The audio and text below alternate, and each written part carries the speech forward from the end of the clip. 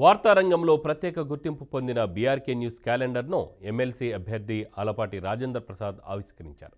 ఈ సందర్భంగా ఆయన మాట్లాడుతూ అనతి కాలంలో బీఆర్కే న్యూస్ ప్రజల్లో మన్ననలను పొందిందన్నారు. ఎప్పటికప్పుడు వార్తలను సేకరించి తమకంటూ ప్రత్యేక స్థానాన్ని సంపాదించుకుందని, ప్రజలకు అధికారులకు దగ్గరైందని కొనియాడారు. అనంతరం బీఆర్కే న్యూస్ ప్రేక్షకులకు, యాజమాన్యానికి సంక్రాంతి శుభాకాంక్షలు తెలిపారు.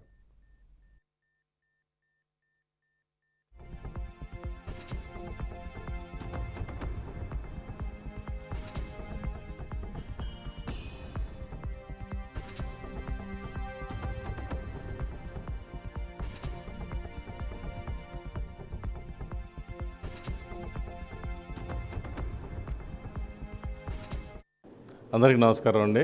ముఖ్యంగా బీఆర్కే న్యూస్కి స్వాగతం, సుస్వాగతం. నూతన సంవత్సరానికి, సంక్రాంతికి, అలాగే బీఆర్కే వీక్షకులందరికీ కూడా ప్రత్యేక ధన్యవాదాలు, ప్లస్ అందరికీ శుభాకాంక్షలు. ముఖ్యంగా మన కూటమి ఎమ్మెల్సీ అభ్యర్థి ఆలపాటి రాజేంద్ర ప్రసాద్ గారు న్యాయం, ధర్మం తెలిసినటువంటి మనిషి, వివేకం, విచక్షణ ఉన్నటువంటి మనిషి, పార్టీ ఆపత్కాలంలో కూడా నాయకుడిని అంటిపెట్టుకున్నటువంటి మనిషి.